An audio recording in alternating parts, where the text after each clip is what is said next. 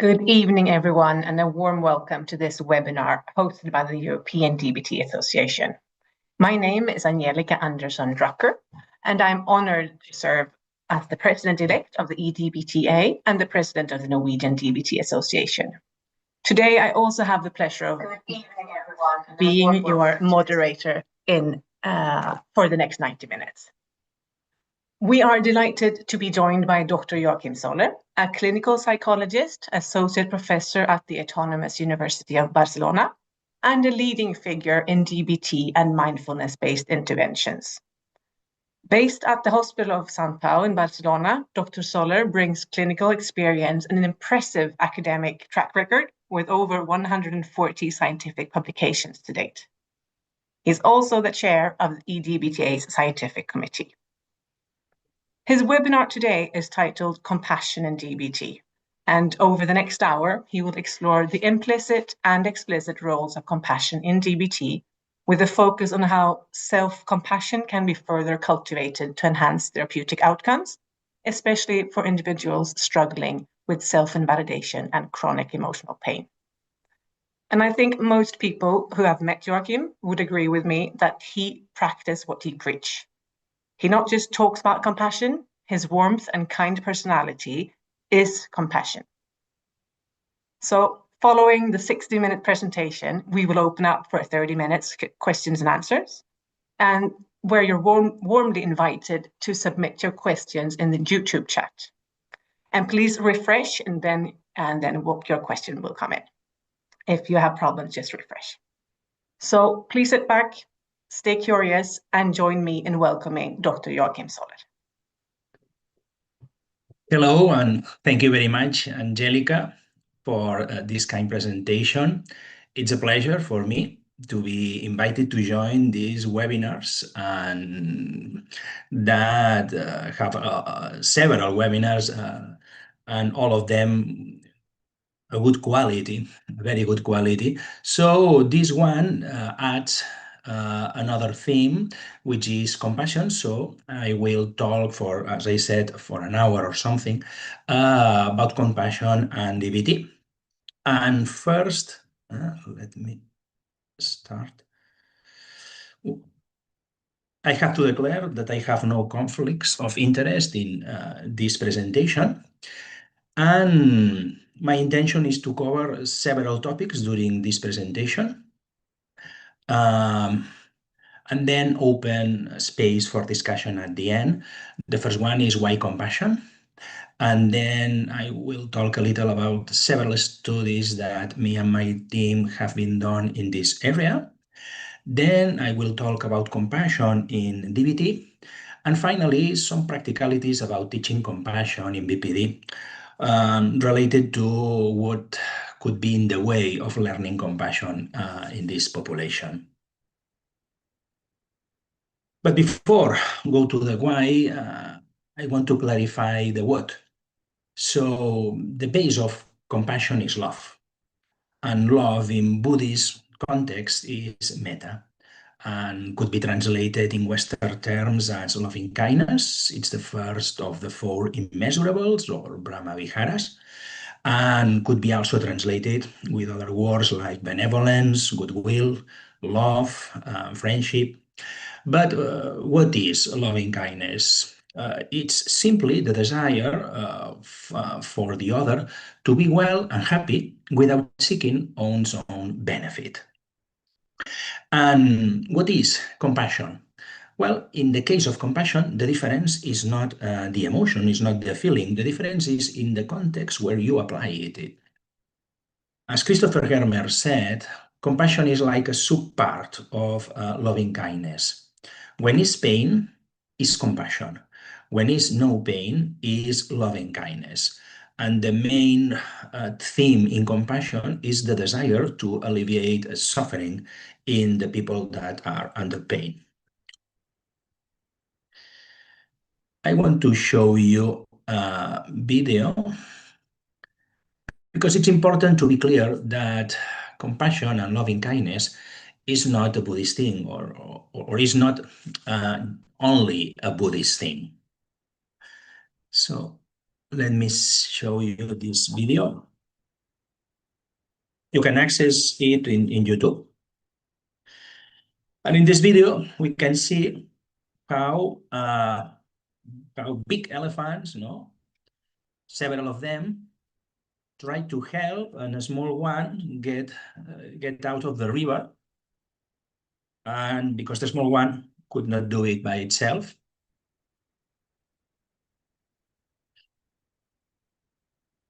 well, the video is very long, and I'm going to make a spoiler. At the end, a small elephant has a happy ending and goes out of the river. But the thing that I want to show you with this video is that I doubt that those elephants of the river were Buddhist. And this is because compassion is something natural to every mammal, not only for Buddhist. And in this other one, I will take some minutes to show you this one. We can see that it's also natural and do not require much learning. And in this collection of experiments that you can also access to them in YouTube, experiments about altruism, we can see that young boys and girls have this natural response.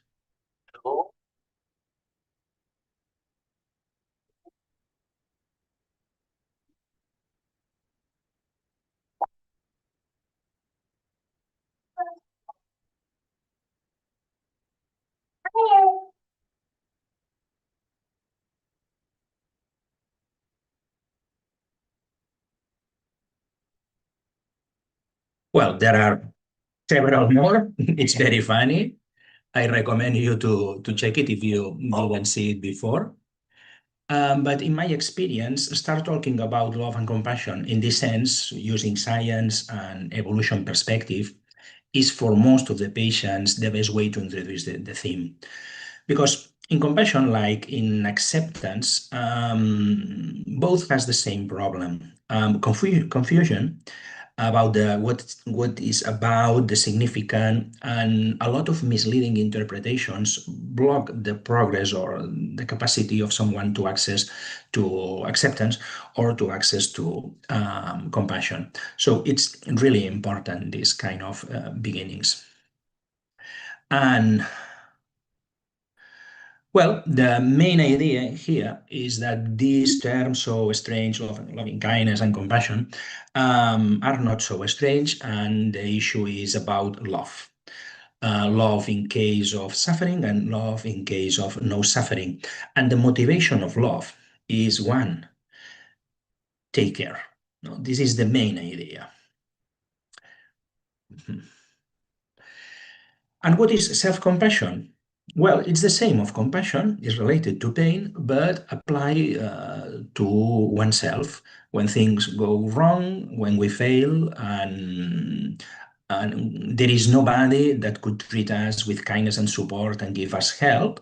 We also have this capacity, the capacity of compassion to ourselves, activate the same subsystem of care and reassurance, but for us. So self-compassion is being sensitive and open to one's suffering without judging it, without disconnecting, dissociating from it, and generating a desire to relieve and take care of oneself in a kind manner. Basically, not exclude oneself from the cycle of love. And why compassionate? The first point. Well, would be a list of many reasons for compassion, but I want to highlight just three of them. And I'm going to develop each one a little.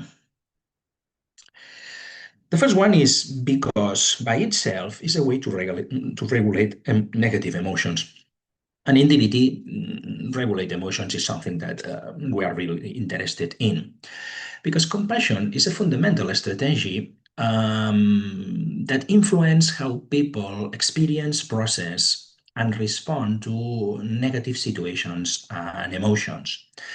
And if we look to the data, there is data supporting this. For example, there is data in relation to activate compassion and loving kindness and see the effects of these practices and meditations in terms of physiology. For example, there is a meta-analysis even about this, the connection of activation affiliation system, which is a term from Paul Gilbert, and how this diminish or modulates the response of cortisol or, for example, the cardiac vagal tone, among other physiological parameters. Also, we know that activating compassion and loving kindness is linked to a reduction of self-criticism and rumination. We are going to talk a little bit more about that, but the idea is that it acts like an antidote to self-judgment and self-criticism. Also promotes cognitive reappraisal in negative situations, reinterpreting these situations in a more positive or benign way and useful way.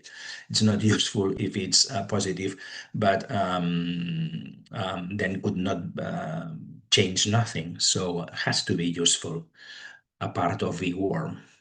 And finally, there is also a lot of data in the connection between loving kindness and compassion and reducing experiential avoidance, which is something that is embedded in BPD. So this point also is really relevant because compassion, it implies to get in contact with something that is negative, but without responding with escape behavior or avoidance. So getting in contact with pain, but relieving suffering. So it's really interesting. The second one is because learning compassion and self-compassion could be a way to diminish self-criticism and self-invalidation. And as just said, compassion reduces self-criticism. We have data about that. And self-criticism and self-validation are largely overlap, are not exactly the same, but the part of overlapping is huge. And we can say that self-invalidation refers to the adoption by the individual of characteristics of invalidation environment, as we all know, but involves perceiving oneself as extremely imperfect. So it seems that the one generates the other. And diminish self-invalidation is a really important secondary target in dialectical behavior therapy. The levels of hated self, which is a sub-scale from forms of self-criticism. This is data from the validation of forms of self-criticism questionnaire in Spain, a validation which I participated in. And I don't know if you know that there is a level of hated self among controls. Hated self include items like I disgust myself. And in control population, we can see a score, some score in this subscale. And probably you will agree with me that if one disorder should present high levels of self-criticism, should be eating disorders, because not liking oneself is part of the diagnosis. And when we rate this scale in eating disorders population, the score is much higher compared to the control ones. And what happens with BPD? Well, with BPD is even higher than in eating disorders. So we have a real problem with self-criticism in our population. Compassion could be seen from a different angles, and the more frequent that people use is evolutionary perspective, but also from development psychology and attachment theories, and finally, Buddhist point of view.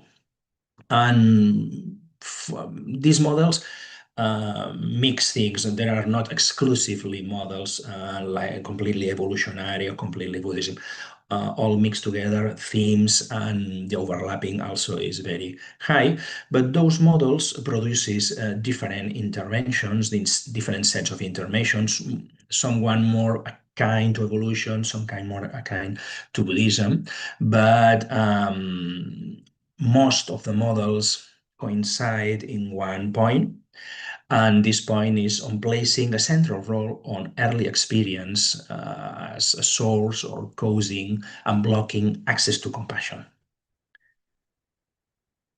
And probably you know that love as a child is a strong variable in predicting resilience in adult. There is a lot of data that supports this claim. And the lack of it, a strong variable in predicting vulnerability to mental illness. And not only mental illness, also somatic problems.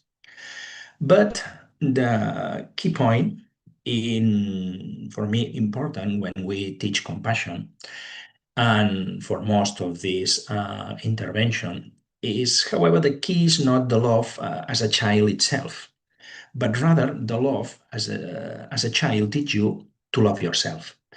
And that is the key of resilience, to love yourself. And this is, as I said, very important, because if the problem is in the past, there is nothing to do. So we need to put the problem in an area that we can solve it, present and future. It's true that the last claim has an increasing evidence, but not the same as the two first. For example, I want to point out this study because it's about protective factors, not vulnerability factors. And in this study, the sample were borderline patients measure depression and also no disorder, and track the effects of three domains: conscientiousness, distress tolerance, and self-compassion. And the outcomes of the study, I want to highlight one of them, because this study has a longitudinal part. And in this longitudinal part of the study, only a higher self-compassion in baseline predicts 1 month decreases in both BPD and also major depressive disorder, something that tells us that this self-criticism and self-compassion intervention are more than probably a transdiagnostic issue. And the last point on why compassion is because DBT needs more emphasis on mental health and not only on mental illness. And in this regard, I'm sure all you know that the diagnosis of BPD decreases along time. In 2 years, 40% of the people original diagnosed of BPD remits, and this rate of remission rise to almost 90% at 10 years of the onset, the baseline diagnosis. But probably you also know that in this disorder, remission is not the same as cure, because it's true that in terms of impulsivity and, for example, suicidal behaviors, attempts to suicide, or even self-harm, the level of diminishment it's very observable, it's very high, no? And in terms of percentage, of people doing this kind of behavior 10 years later. But if we check the affective part, we can see that the scores in Hamilton Depression Scale or Beck Inventory also decreases. It decreases by half, from 20-something to almost 12. But it's also true that 12 is not a good score, because 12 is mild depression. and the need for support for individual psychotherapy or being in outpatient psychiatric treatment, the people in this condition is very high. 60%, more than 60% of patients at 10 years still has these problems. And this is also, I not put this information, it's also true for people that has been treated with DBT, because only, I don't remember if it's 40 or 60, put the half of the people do not feel good life satisfaction even after ending DBT treatment. So this is the stages of treatment for DBT. And you all know that we start from the ground, from the base, and in this first stage, the work is getting control of behavioral discontrol. So ending with life-threatening behaviors, self-harm, and really major quality of life problems is our target. When this is solved or at least control, we can move to the stage 2. Now faster than before, but in the stage 2, the work is the same, is working on PTSD in the case of patients have this problem, and working in increasing emotional processing in this patient. But later, DBT also defined 2 more stages, one for living goals and self-respect, and the target is ordinary happiness and unhappiness, and even another, the last one, getting interconnected. And in this stage, what we want is increasing the capacity of sustained joy. And the level of evidence for these stages is not equal. And we have a lot of research in the first one. I think that enough research in stage 2, but the situation for stage 3 and stage 4 is there is no data. It's crazy. So we need more information about this.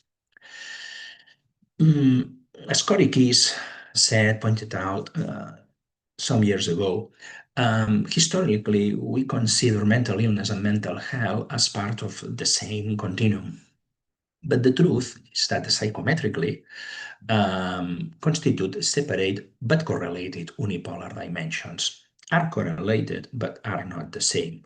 So there is a dimension for mental illness that goes from having no symptom to having criteria for a disorder. But there is another dimension that goes from languishing in life to flourishing on it. And this gives us 4 quadrants. There is people with that have a disorder are languishing in life. And there is people that do not have symptoms and is flourishing in life. But the other 2 are also true. There is people languishing in life with no symptoms. And there is people flourishing in life having a mental disorder. And this last one is the one that we are really interested in. So probably you agree that the first two of the stages in DBT has more connected to mental illness, are more connected, has to be more connected to what we talk. And the last 2 are more more close to mental health. And in DBT, our main goal is to give people life worth living. And life worth living with the last 2 stages is not possible. So when we end with behavioral control and clinical variables, clinical targets like self-injury, emotional deregulation, irritability, and this, the question is if deleting this, solving this, cause the emergency by itself of happiness, loving kindness, values, achievement, and sociability. From the point of view of positive psychology, no, because our two different things. It's like, as I said, oil and water, different compounds, and in this sense need different interventions because came from different causes. And with this idea in mind, we took an 8 weeks model of positive psychology intervention that include a bunch of empirical supported techniques in non-clinical population. And the idea was to test if some of these techniques that include a part related to compassion, but not only, could fit to our population. And to do that, we start with, it's a qualitative study, not a quantitative study. So we took people that already done skills training, only a skills training without individual psychotherapy, and offer these 8 weeks models. And techniques coming from positive psychology give different outcomes. People feel that some of them were beneficial, but it's also true that some of them are not. And this includes compassion, because for a lot of patients, compassion, in the case of BPD, it's not easy. It's like mindfulness, no? Sometimes I said that mindfulness and also compassion is like beer, no? The start is not, it's bitter. You need to practice to enjoy the beer, and you need to practice to enjoy, in this case, compassion in DBT. So, as I said, these people said, well, this technique from positive psychology works, others have no effect, but some techniques were harmful, even harmful for patients. So we took all this qualitative information and we start to modify the original set of 8 sessions and techniques with the people that already write the book. And in this adaptation, in the first application, we have a lot of dropout, 60% of dropout, and we make the first adaptation of the model. We expand the part of loving kindness and compassion. We divided the way that we teach compassion and loving kindness. We took some techniques out, and the dropout decreases, the retention was better. And finally, we made, again, qualitative analysis, and with the last qualitative analysis, make another variation, another change in the original protocol, expanding it and including not only positive psychology, also contextual techniques. And the dropout was good. Acceptable, more than acceptable. And with this said, then we go to randomize a study, and we took people, as before, that has been done DBT skills training only, and then offer contextual compassion training for these people, or treatment as usual. And we end. We add a follow-up part after 3 months to see what happens, and assess several questionnaires, but also questionnaires coming from positive psychology, like Pemberton, happiness index, and also quality of life. And this is the flow chart of the patients throughout the study. As you can see, 30 were randomized to each one. And well, here appears social demographic and clinical variables, and both were comparable in most of variables. And these are the outcomes of this study. And in this study, we see that people that go to long-lasting symptoms or contextual compassion training compared to treatment as usual increase in several of those scales.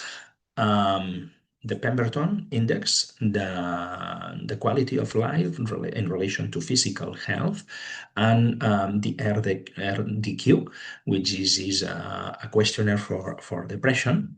and to put one of the scores.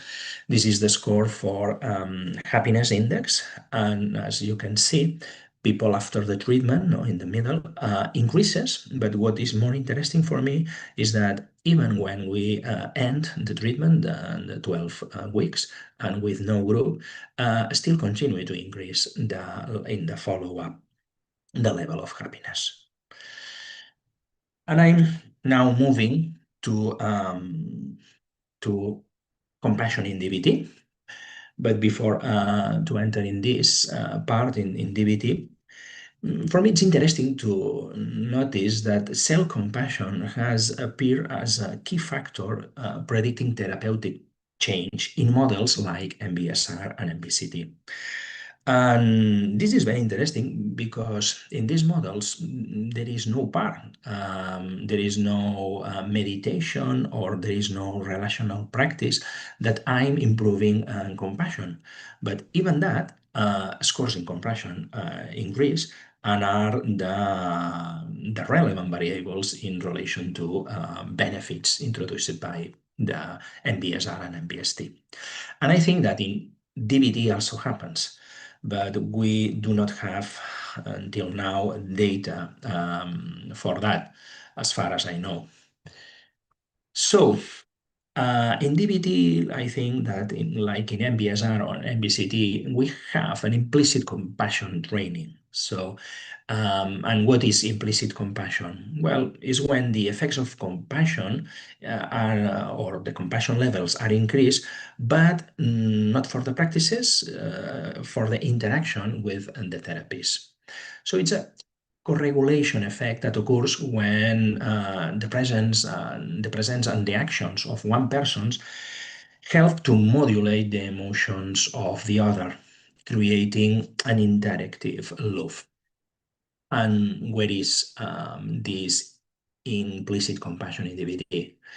I think that the validation skills and cheerleading are the more relevant implicit compassion techniques that we have.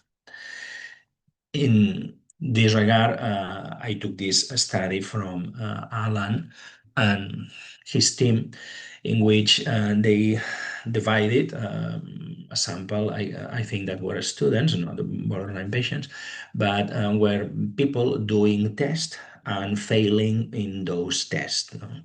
And in these two groups, they use, in one case, the people participating in the study and people that were in the same room that the students use validation, or in the other branch, in the other group, give invalidation when the people express distress and discomfort about the task.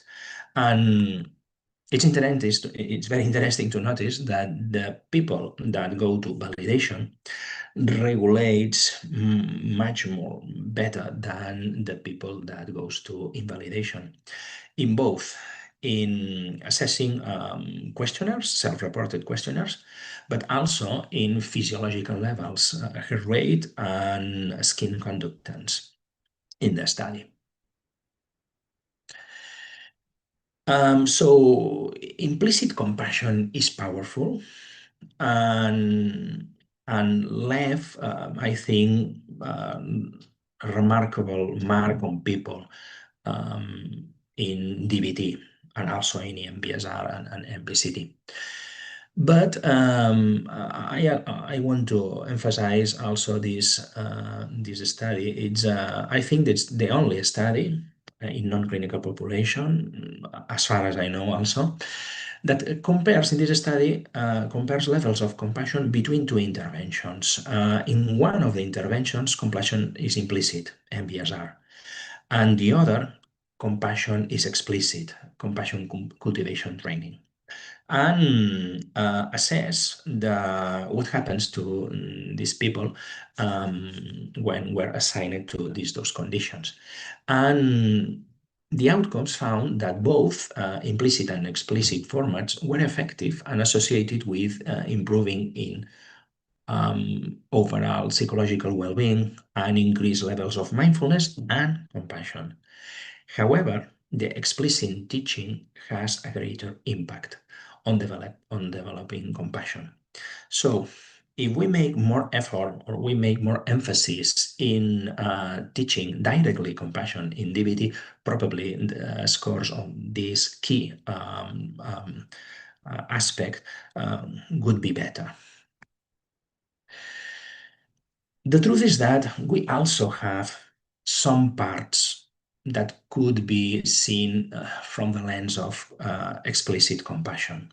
What is explicit compassion? Well, when compassion is part of the curriculum, exercise that explicit help patients to cultivate compassion, such guided imaginary meditation or forms of speaking to oneself and or reflection in group that promotes this exercise, the compassion. And well, I think that some techniques in the current DBT, self-encouragement, it's for me a way to increase self-compassion, but it's a short technique. Contribution from distress tolerance also is based on compassion. All the part of give in interpersonal effectiveness when we focus on relationships, it's compassion. Not only because give can be used for love, but also can be used for getting something, you know, and in this case we can use give as priority in objective. But when it's only focused on the effects on the other, can be seen as compassion. And also other mindfulness exercise and acceptance exercise that also relies in some part in compassion. The other big part that is explicit compassion in DBT is wise mind. So wise minds has always been compassionate mind and loving.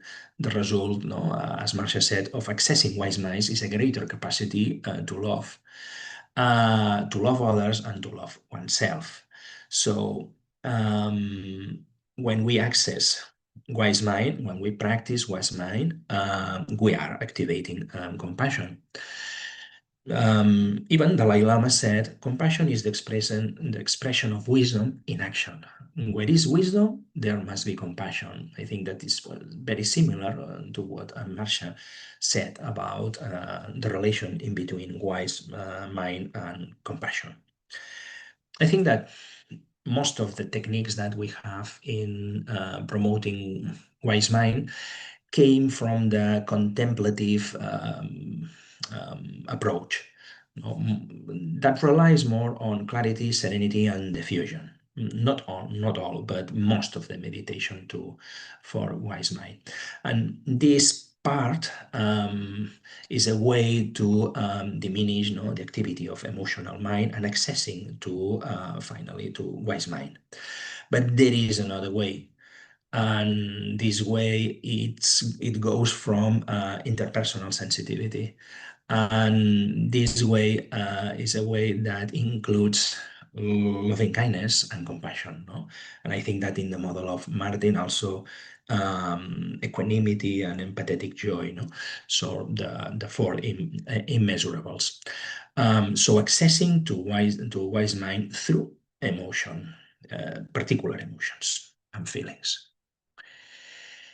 And finally, we also have compassion in explicit way when we use the practice of loving kindness. No? Loving kindness was included in the second edition of skills, not before, but in this second edition there is the meditation of loving kindness. Before that, only was taught, as I said, as implicit compassion. It's similar to, in my opinion, to what happened with dialectical thinking. Dialectical thinking was something that we teach to patients by interaction until the middle path. until the DBT for adolescents, and when adding the middle path, then we have implicit teaching and also explicit teaching. So this meditation is explicit compassion, and it's I think the most common practice of loving kindness. There are several ways to practice compassion and loving kindness, but this is the most common, the more common one. Using this meditation, not only, but mainly this meditation, we did a study some years ago in 2016. And what we did in this study was give 10 weeks of mindfulness and then randomize to 3 weeks more.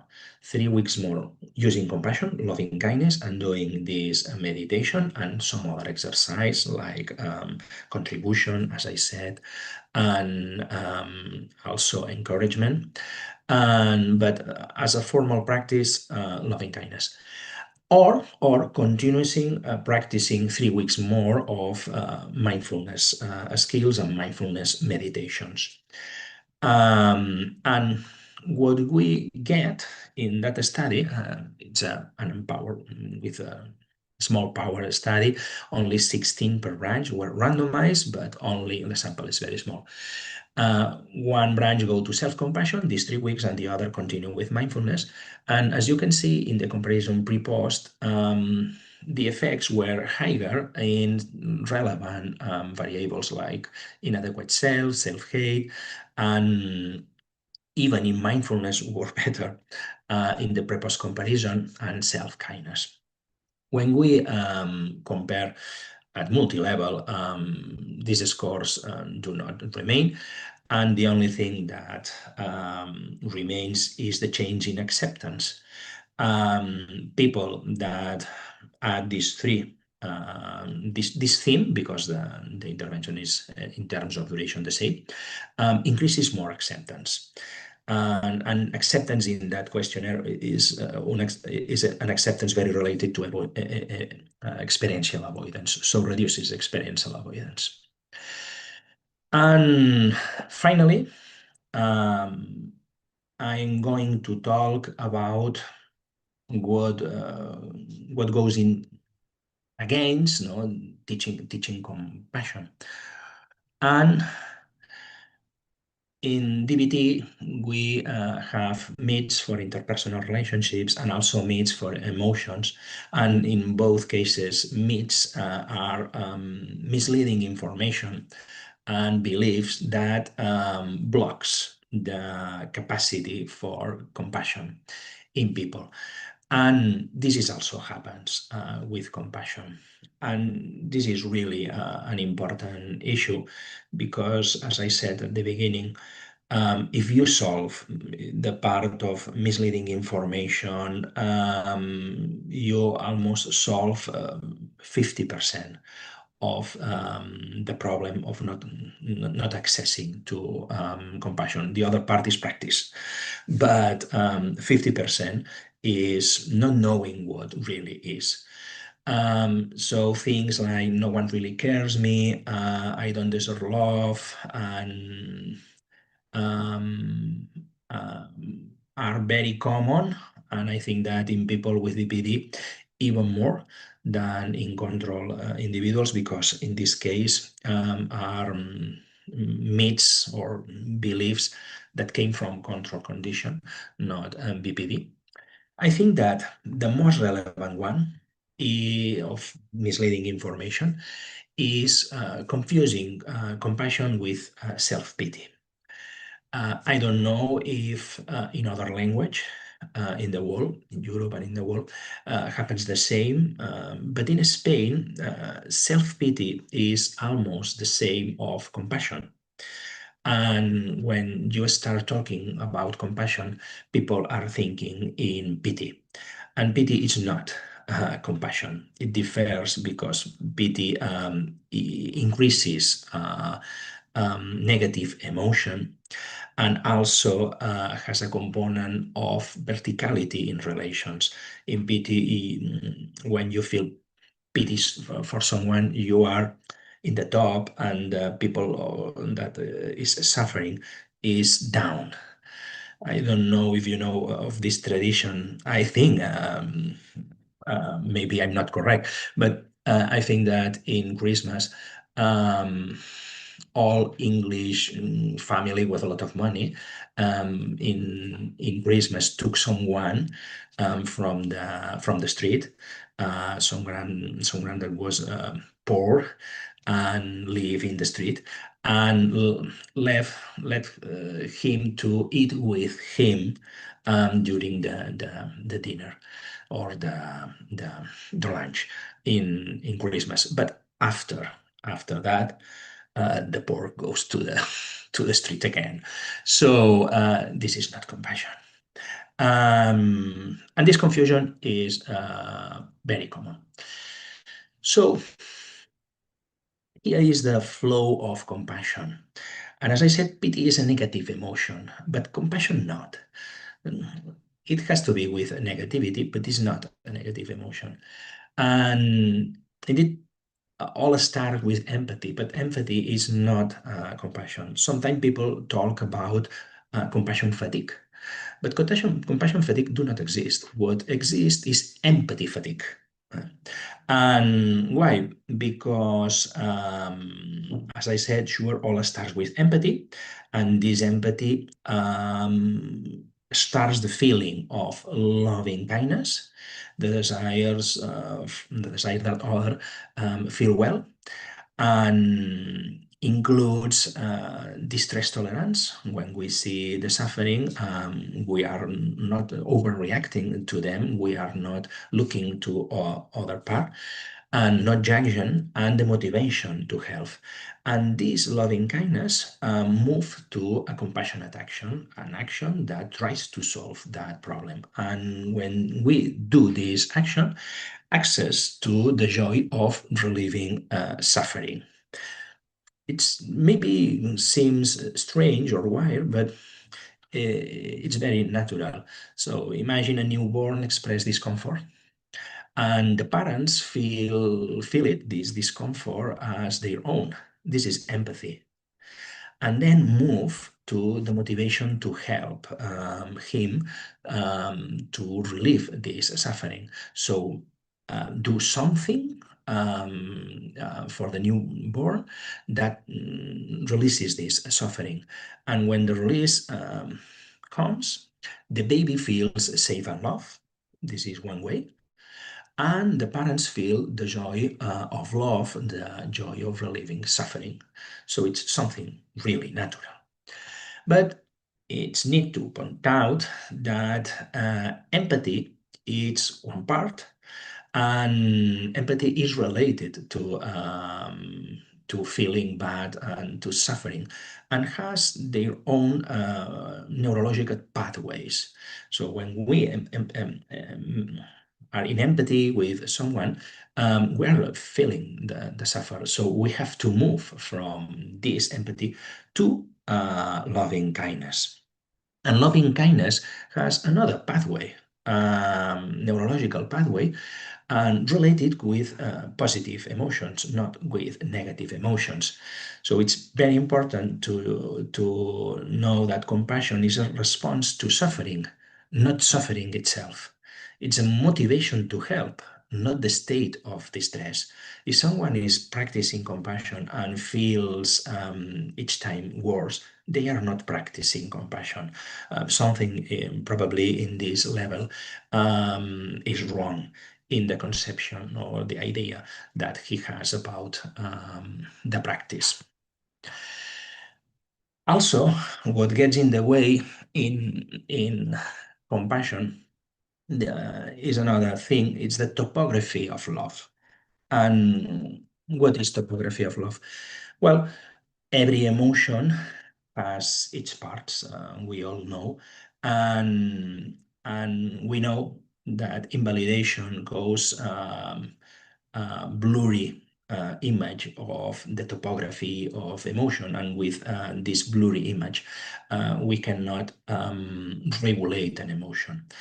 In the case of compassion, it's the same, but I think that the emphasis in DBT has been more in negative emotions, as I said, and not in positive emotions.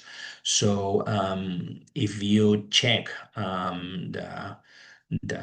let me see if it's in here. Okay, if we check the love words in the materials that we gave to the patient. In the case of love, there are some words like desire, attraction, lust, and passion. Well, this is one idea of love. The problem with love in Western terminology is that we have two things that are different with the same word. And in this handout are mixed. This is dopaminergic love. This is related to reproduction and sex. But this mixed with the other oxytocinic love. And in this kind of love, kindness, compassion, interconnection are the key elements for love. So we have a problem in the topography of the emotion. So the work that we do with any negative emotion, so which are the typical interpretation that has started, when the prompting event appears, which are the prompting events that produces this emotion, in this case, love or compassion, how it's feel in our body, where it's placed, in terms of physiological changes that were associated with the emotion of love, and how it's expressed, and how change our gesture and our posture and our actions. The same is needed for love, and this is something that you have to improve out of the handouts that we have. For example, this is a video of a baby. Let's see it. It's just a second. And this is my son.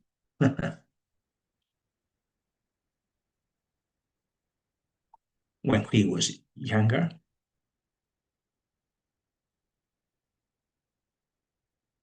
Playing with me.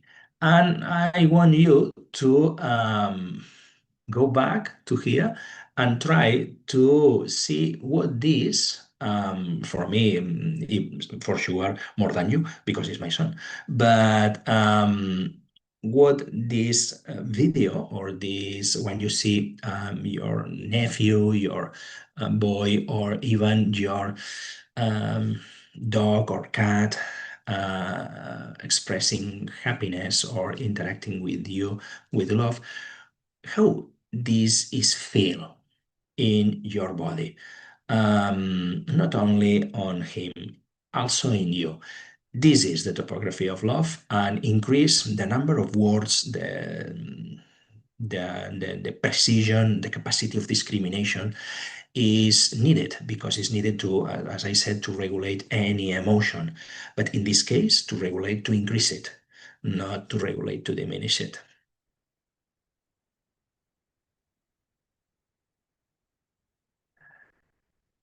The other thing that gets in the way with accessing to compassion is because people can understand the concepts such as compassion and love intellectually. This is something that Paul Gilbert pointed out very well. But they may have difficulty in feeling it, feeling the emotion, and how we can deal with this problem. Well, I think that when we practice opposite action, we all know that it's not only the action that you have, it's all the way. We need to include all layers of emotional experience. And in the case of love, there is cognitive layer, there is a motivational layer, there is a behavioral layer, there is as other emotions in DBT. So we need to promote the accessing to this level of processing that is the body, and placing a lot of emphasis on motivation. Because when you access to motivation, I think, and for many of patients, it's the way to introduce the emotion easily. If you start to thinking in words like kindness, um, love, warm, it's not the same as if you try to be in contact with your desire that the other people things go well. So all the way, tone, gesture included.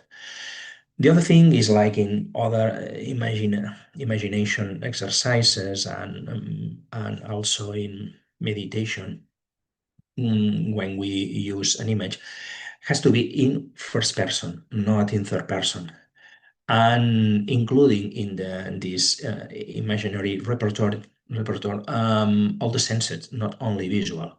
How it smell, if I turn to left, what I'm seeing, if I'm looking up, what I'm seeing, how is the temperature in this area, include all senses, what I'm hearing, no?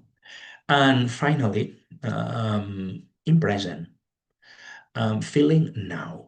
So try to, in this case, it's like when in PTSD are re-experimenting. No, it's not something that it's not healthy in that case, but in some way, when we practice compassion and love, we want re-experimenting. So do not access as a all memory, a conceptual thing. No, no, no, as it was happening here, as if I opened my eyes, I could see that situation again, re-experimenting, reincarnating.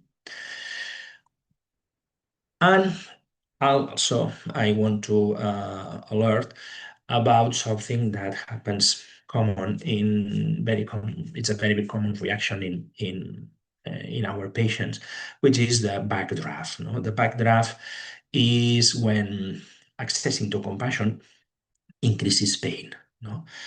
Remember the report of one of those patients that accessing to self-compassion was not good for her and increases self-criticism and bad feelings. Well, it's backdraft is a term that comes from firemen, and when there is a fire in a room, when you open the door and doing that to open the door, oxygen could enter in the room that is in fire, then this oxygen increases the fire. So it's like, for example, when people don't want to experience grief or sadness and move it away. You know? I remember Christine Dankler that said that you can take sadness and moving for later, no? And block the experience. And well, when you move a lot of experience of sadness about something, when then you try to talk about that, your emotional expression could be higher, when will be higher. So backdraft is, in my opinion, something similar. How to deal with it? Well, if it's not very high, we can do it like exposure. Expose to it and wait that this goes down. This is the first one. We also can move the attention to body sensations and breath because we are still in connection with us. So we move the attention from the emotional content, but we keep the attention in the present in us. And if these do not works, we can move from self-compassion to loving kindness and practice loving kindness, because in loving kindness there is no pain. No? For example, loving kindness for someone that we feel appreciation, a benefactor, or something that we love. Still, we are working in affect connection system if we do that. And the other thing is, no problem, stop meditating and use some kind of behavioral way to take care of oneself in a different way. But making a tea, taking a walk, a warm bath, something to soothe you, something to treat you well. And finally, in this kind of intervention, we need to promote conditions that give access to loving kindness and compassion. I think that in this regard, Paul Gilbert and the model of Paul Gilbert is very useful, and I like it a lot. And he said that there are three affective regulatory subsystems. One focused of love is the green one, focused in interpersonal relationship, is calm, but and diminution of anxiety. There is a form of calm that is different from the one related to page breathing or muscular relaxation. When you go to, for example, uh, to a party in which when you don't know anybody, anyone in the party, and you enter there, and all the people are strangers for you, and you see a familiar face at the end, mixed in the crowd, a friend of you. What do you feel? Well, this diminish of anxiety is the anxiety that or the calm of softness, no, that is placed in this interpersonal relation subsystem, no? Not the one of doing page breathing. So for accessing this system, the problem is that there are two more. One is focused on threat, and the other is focused on resources, achievement, and incentive. No, one is for motivations, basic motivations, and the other to prevent harm. No, the red one is associated to, for example, flight fight responses. Is a cortisol moved by is a system moved by cortisol or hormones related to stress. And the yellow one is dopaminergic, no? The need for more. And in the case of the green one, the one that includes love and compassion, is moved mainly by oxytocin, and this is the more relevant, but not only. Also some how you say it, internal opioids are related to this system. The problem is that these systems there is a hierarchy of power in between them. If someone has activated the threat system, could not access to compassion. No, if someone is activated the achievements, could not access to compassion. It's similar, no? When we are in alert situation, vigilant, we are vigilant and alert, and the threat is the number one. But also, if we are in a situation that we lack of resources, we need water and we don't have water, we need food and we do not have food. Both conditions block the access to this part of interpersonal and social and warm. It can be blocked. And this is a problem because if in the group there is a situation that are very stressful, or situations related to anger, then you can, and you try to make a meditation related to compassion, it doesn't work. So my advice in here is when we try to practice love and compassion, we need a group with people that anger is not the main issue. And due to that, we put this training after do the others, no? After ending the complete skills training. And maybe some techniques to reduce the level of stress and anxiety could be used. Many models do that. Start with space breathing, or start with some game, or start with for example, um,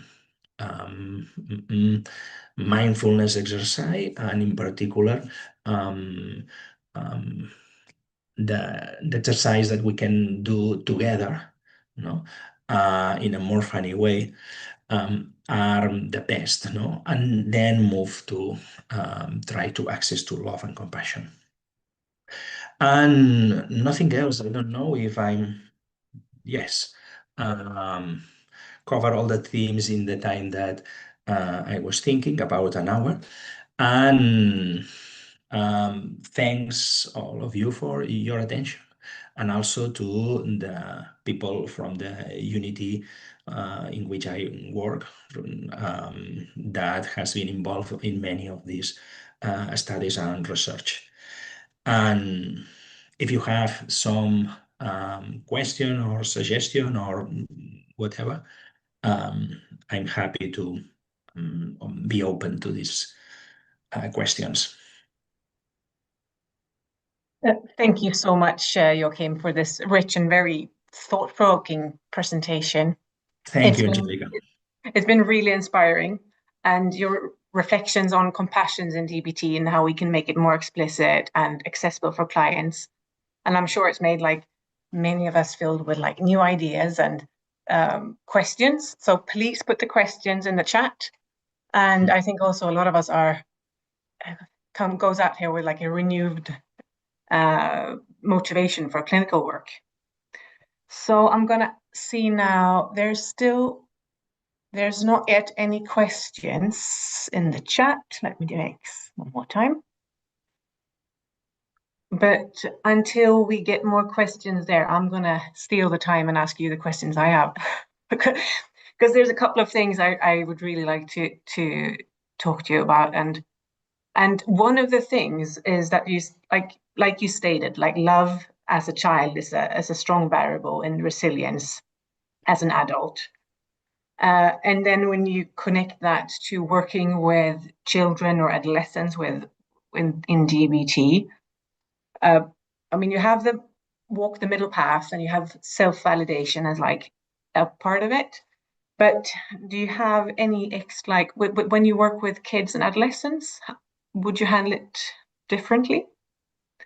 Well, Like, or is it clinical or for clinicians? I do not work with adolescents. The PPD unit is for adults. So my experience in adolescents is almost nothing. So I think that as you said, no, the inclusion of the family and, for example, the work of family connections, no, is super important in this level because, as I said, and you point out, the level of love and the way that has been treated when you are young, it's common in all the models. No? So you can take an attachment theory, which it's not a behavioral way to frame the problem, but attachment theory or invalidation talk about the same, no? Your experience during your childhood, and how the way that has been treated in a toxic or negative way affects you for decades, no? And this is the problem because during this summer I was reviewing, the what the happiness of the human, no? What came, no? What are the more relevant variables on human happiness? And the studies said that almost 50%, in between 30 and 40, it depends on genetics. So it depends on genetics, and this is something that you have, and could the things that you can do are very limited. Well, not no one, because it's your genetic. But the second part, more relevant second part, is your childhood. And this affects 40% of your happiness as an adult, 40%. So where you live, if you are living in Oslo and I'm living in Barcelona, and it's 15%, 16%, no more. And the big relevant issues is genetics and trauma or experience during your childhood. And in these studies, um, verbal abuse has the same level of impact as physical abuse. So this distinction in between, some studies say no, there is no distinction. If the experience is invalidating it all, it's almost the same. No, it's the same, not almost.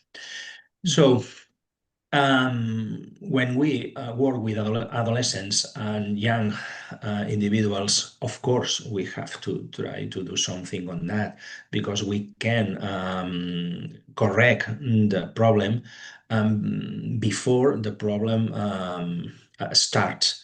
No? So probably, well, the model of Alan, it's fantastic, and I think that it's worthy to give more emphasis in this kind of model and try to introduce in the young populations, and probably, I don't know, explore like we did in adults, forms of teaching compassion and loving kindness in these younger populations.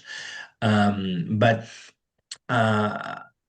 I'm not working with this population, so I think that it makes sense, but I cannot offer you suggestions. Oh no, thank you very much. And I mainly work with adolescents, and this gives a lot of meaning, and really like how to, both in parenting, how you need so much compassion as being a parent, or and as a young as an adolescent. So Well, it there makes are sense. models. I think that, for example, the Christopher Germer and Christine Neff model of compassion, which is a model that came from Buddhist perspective, has an adaptation for adolescents. And, and I think that it's a good model, because try to solve some problems that are related to how adolescents are. No, they don't want to show vulnerability. They don't want to show weakness. So, and they in this model, once many years ago, I did a small training about this model, because it was something that interested me. And in this model, always start with gaming.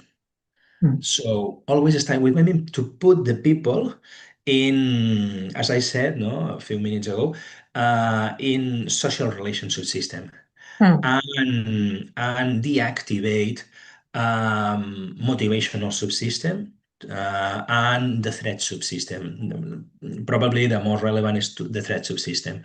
So when you play with someone, you can, in Spanish is romper el hielo, broke the glass, so, and and feel interconnected, Mm.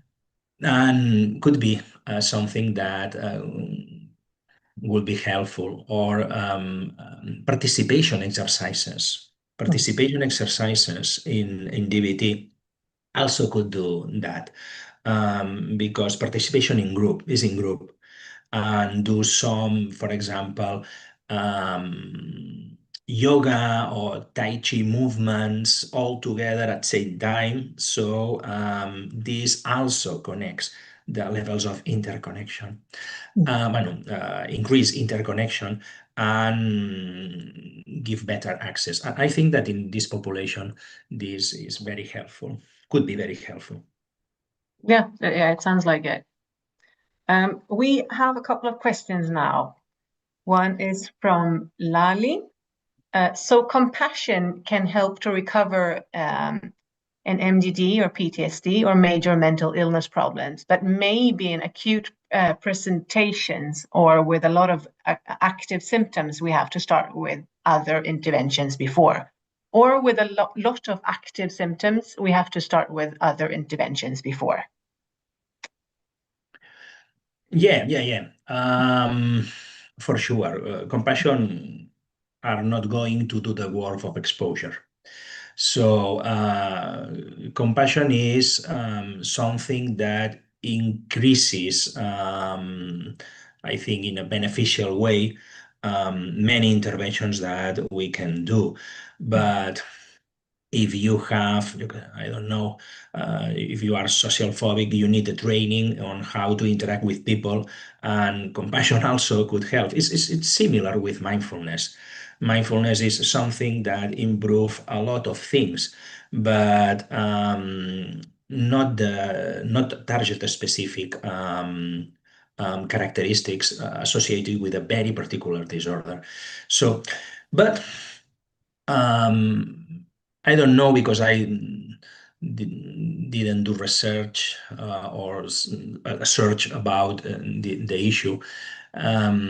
I don't know if there is some kind of exposure protocol that also includes a compassion training, but for me, it makes sense. And also, I want to add that if you train compassion in this problem, you are not going to reprocess emotions or unblock the problem of PTSD, but will be helpful because it's people in suffering, and compassion is to interact with suffering in a more beneficial way. So I'm not saying not do compassion in the case of PTSD. No. I am saying do compassion in these patients, but do not expect that compassion solve any problem or all the problems in the world, because there are problems so specific that requires specific techniques, and fortunately we know which one is needed in this regard. Yeah, thank you. There's another question about a person who heard that there's studies showing that self-compassion practice could lower compassion for others. Does that need to be considered? Well, um, self-compassion, I don't know about this study, but the problem is that we, for example, have questionnaires now, which is the one, there is a questionnaire with a score, I don't remember the name because I'm not using in my studies, but there is a questionnaire that divides compassion in self and other compassion. It's true that in our culture and Western culture, we tend to have easy way to access to compassion for others. Well, and because the core of compassion is for caring your children. So caring the ones that are close to you is the natural level of compassion.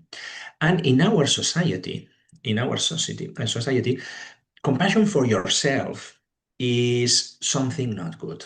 Christine Neff talked a lot about this. No, compassion is good for others, but when you apply to yourself, is selfish, selfish. No, Yeah, or egocentric, yeah. yeah, is selfish, no? And for others not. And this is very common in Western, but not in on other places like Thailand or Asia, where the two are not so divided. But the truth is that this distinction in between you and I is something intellectual. So it's like something is not wise if it's good for me and bad for you. Something is not wise if it's good for you and bad for me. So it's not you and me, it's us. So I don't like the scale because promotes distinction that I think that is a cognitive delusion, the distinction in between one and the other. It makes sense in some level because in terms of cultural level, it makes sense. But in the core of compassion, this distinction for me is not my opinion. So mm, I don't know the study, but it could happen. I remember that Christophe Neff talked about concepts that should be expected to be related and not. In the case of mindfulness, also happens. The correlation in between the scales of mindfulness is very low. The correlation you can use one scale and see an increase of mindfulness and use the other and not. So sometimes the problem is psychometrically and how the scale is built. But I don't know of, I do not have data of this study in particular. No, and I haven't heard of it either. So maybe they can put it in the chat, but thank you for the answer. And I would say on a very personal level, or like when I added compassion to my own mindfulness practice, that made me connect more strongly with other people and feel the warmth. But it's not scientific, but that's just on how I experienced it and how it really enhanced the mindfulness practice. But Anna Lindström asks, and she says, thank you for a great lecture. And if it would be interesting to hear some more clinical examples of compassion is weaved into the treatment. Some more clinical examples of how compassion is weaved into the treatment.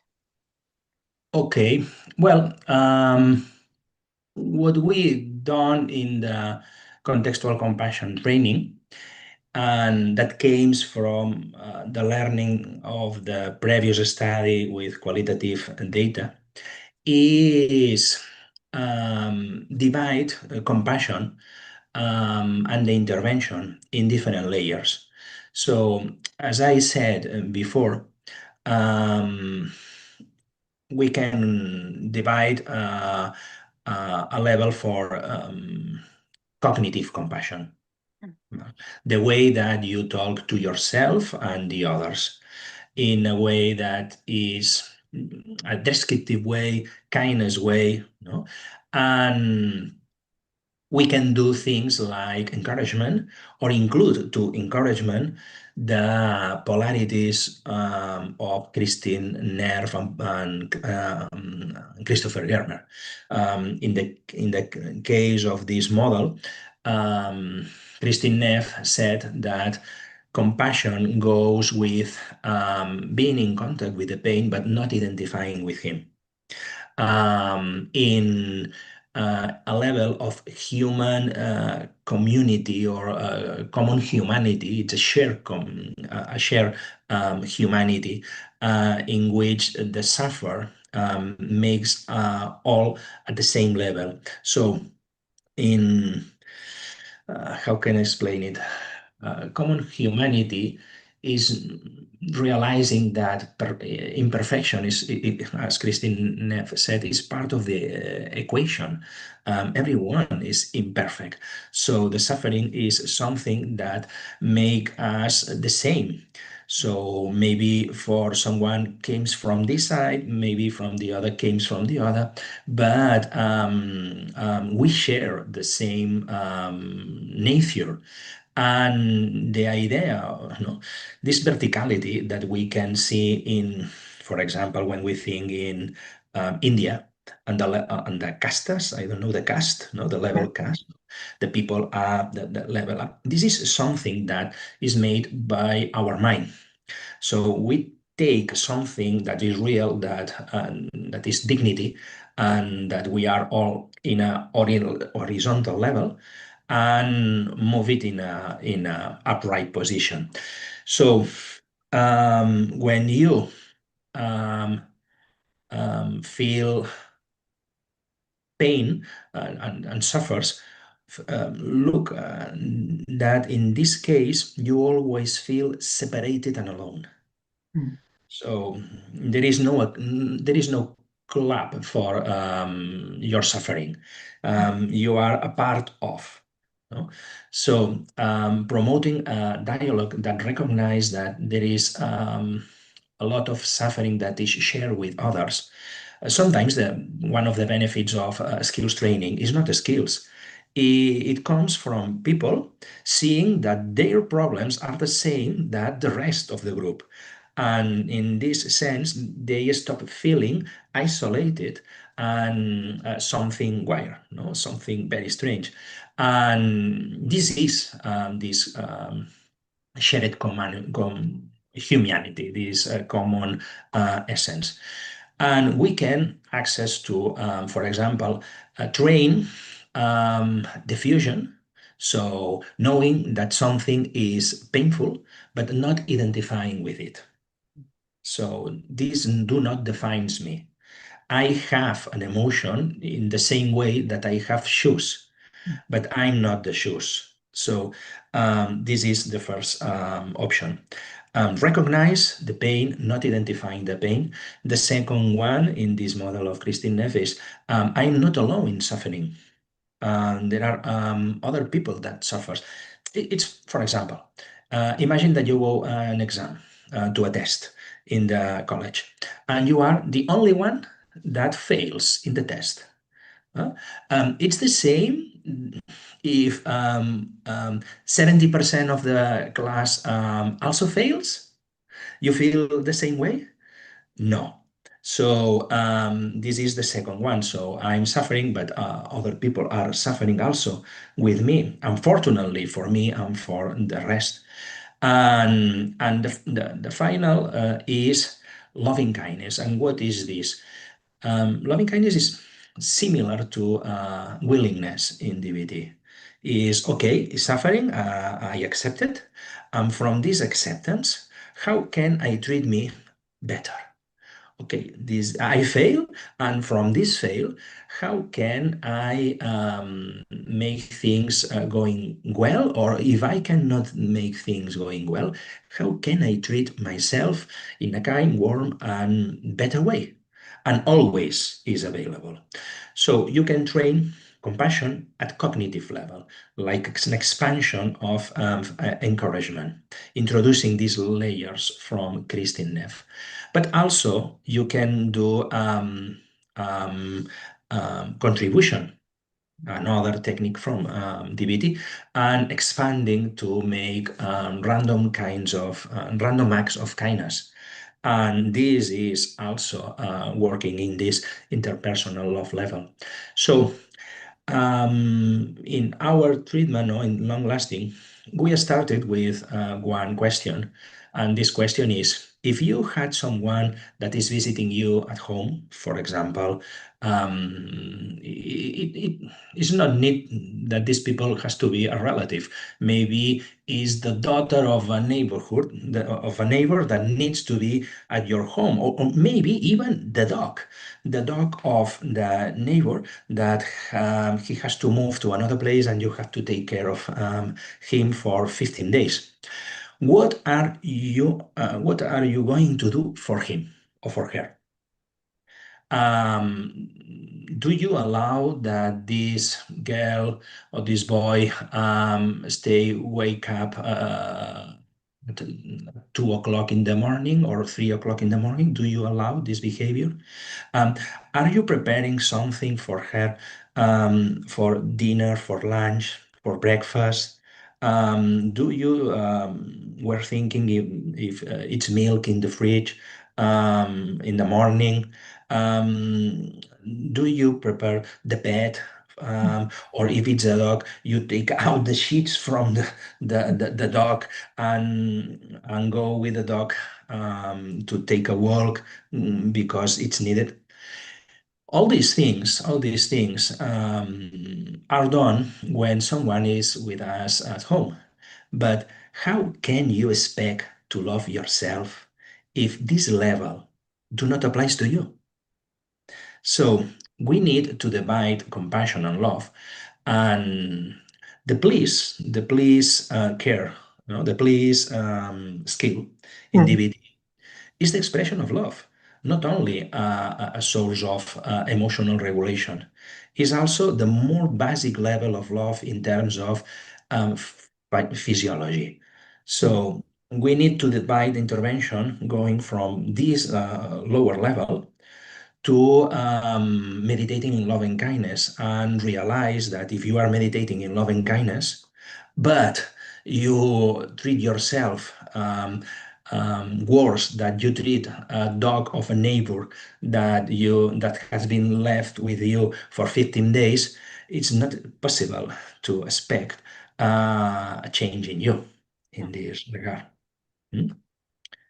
Yeah, thank you. And like the please is a expression of love, the please skill. Uh, Time is up, and I want to thank you everyone who joined us today for both the time and attention and the questions that we had in the chat. But before we say goodbye, I'm happy to let you know that our next eDBTA webinar will take place on October 5th, and we're pleased to welcome Professor Christian Small as our speaker then. And he will be presenting on the topic of neurobiology of borderline personality disorder, which is like a fascinating and highly relevant topic for anyone working in this field. So we hope to see many of you there. Thank you once again, Joaquim, for a very nice talk. And until we meet you next month, take care and thank you for being with us today. Thank you, Angelica.